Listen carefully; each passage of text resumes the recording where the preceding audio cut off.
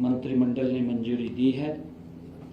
भूमि के एकत्रीकरण के लिए एग्रीगेटर को भी प्रोत्साहन देने तथा ऑनलाइन पोर्टल के माध्यम से उनके पंजीकरण से संबंधित प्रावधानों को इस नीति में शामिल किया गया है। और इस नीति में जो भूमि मालिक है अपनी भूमि की स्वयं पेशकश करके और उसका अधिकतम मूल्य प्राप्त कर सकते हैं। और नीति में विभिन्न प्रावधान भी इसमें किए गए हैं कि भूमि मालिक अपने हिस्से की आंशिक या पूर्ण रूप से उसको बेच सकता है। अगर छोटा भाग भी उसका बेचना चाहे तो वो भी बेच सकता है, जिसका पहले की नीति में प्रावधान नहीं था।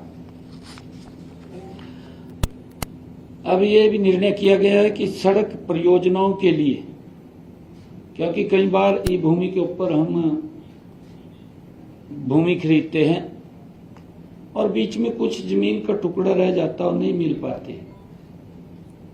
मंत्रिमंडल ने निर्णय किया है कि जो NHAI की नीति है, सड़क की परियोजना के लिए भूमि के अधिग्रहण करने की जो NHAI की नीति है, उस मॉडल को अपनाने पर विचार किया जाएगा। इसके ऊपर भी वो चर्चा हुई है। इसके अलावा प्रस्तावित भूमि तक 5 क्रम का जो पहुंच मार्ग है, अप्रोच रोड है, वो सुनिश्चित करने का प्रावधान भी किया गया है। एग्रीगेटर को सुविधा शुल्क लेन देन की लागत 1% तथा 2 किस्तों में वो दिया जाएगा। ये निर्णय इसमें किया गया है। एग्रीगेटर 70% या उससे अधिक जमीन इकट्ठा करके 1,000 रुपये से 3,000 रुपये प्रति एकड़ की प्रोत्साहन राशि उसको दी जाएगी। अगर एग्रीगेटर, जैसे हमने IMT के लिए कहीं भूमि लेनी है तो लगभग उस भूमि का अगर 100 एकड़ लेनी है या 500 एकड़ लेनी है, 1,000 एकड़ लेनी है, तो उसका लगभग 70% भूमि वो उसके ऊपर पोर्टल पे लगवाएगा और उसको 1% का 3,000 रुपये प्रति एकड़ उसको दिया जाएगा। और 70% तक जब तक वो इसको अपलोड करेगा तब तक वो 100 एकड़ तक, क्योंकि उसने घूम करके वो लगवाना होता है, 100 एकड़ तक उसका पहले फर्स्ट किस्त में दिया जाएगा और बाकी जब उसका व्यक्ति के साथ वो सिरे चढ़ेगा तो पूरा उसका पैसा उसको दिया जाएगा। मंत्रिमंडल में यह भी निर्णय किया गया कि भारत सरकार के विभाग एवं निकाय भी अपनी विकास परियोजनाओं के लिए इस नीति के तहत भूमि खरीद की प्रक्रिया को अपना सकते हैं। ई भूमि की इस पॉलिसी के तहत वो अपना सकते हैं, ये भी निर्णय किया गया है। मंत्रिमंडल में ये भी निर्णय किया गया है कि जो बैठक में हरियाणा सिविल सेवा नियम 2016 में संशोधन को मंजूरी दी गई है, जिन कर्मचारियों की मृत्यु पर परिजनों को एक बड़ी राहत इसमें मिलेगी। मृतक कर्मचारियों के परिवार को 2 साल की आवास सुविधा वो सुनिश्चित की गई है, क्योंकि जो कर्मचारी सर्विस में होता था और उसके पास सरकारी आवास होता था।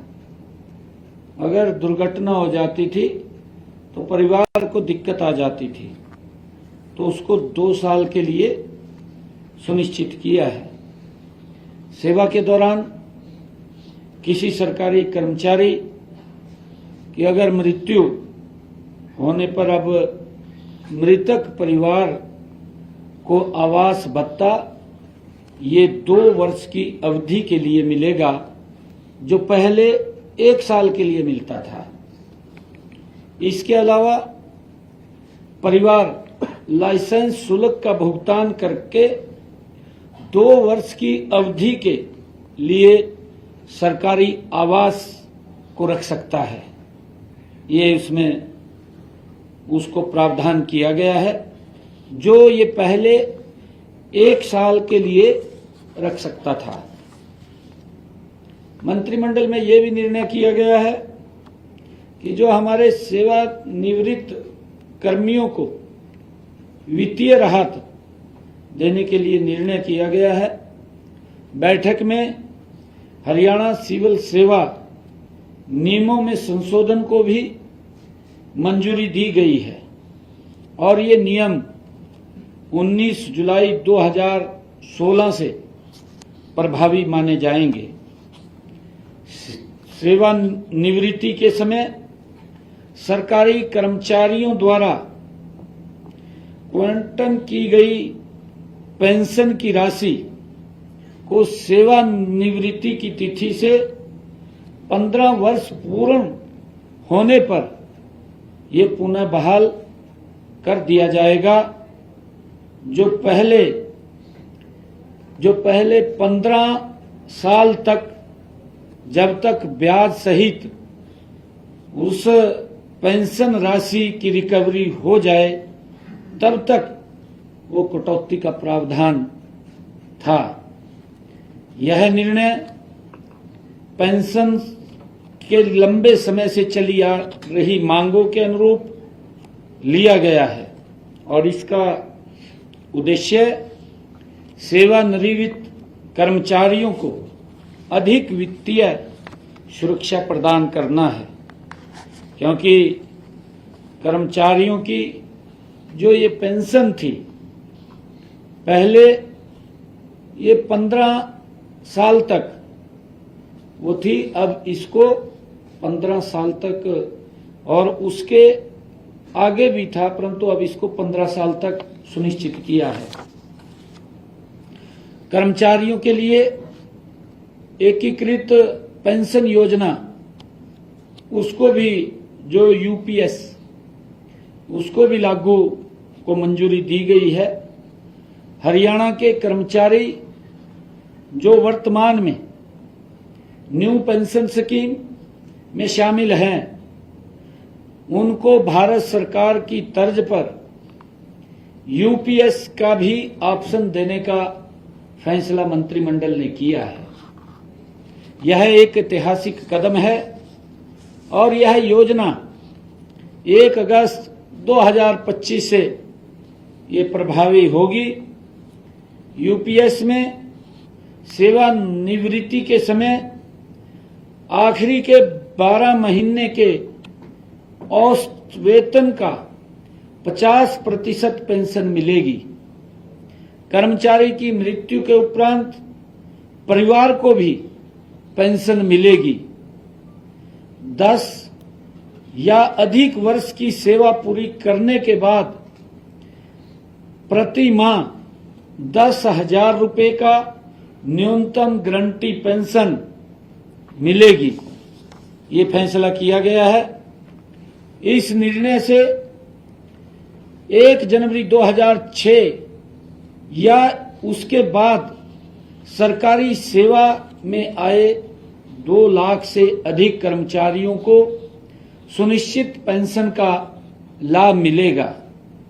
इस योजना का उद्देश्य सरकारी कर्मचारियों को सुनिश्चित पेंशन, पारिवारिक पेंशन प्रदान करना है। नई एकीकृत पेंशन योजना यूपीएस के तहत 25 साल की सेवा पूरी कर चुके राज्य सरकार के कर्मचारियों को सेवानिवृत्ति से पहले 12 महीने के दौरान प्राप्त औसत मूल वेतन का 50% पेंशन मिलेगी। कर्मचारियों के पास यूपीएस या एनपीएस योजना को जारी चुनने का विकल्प होगा।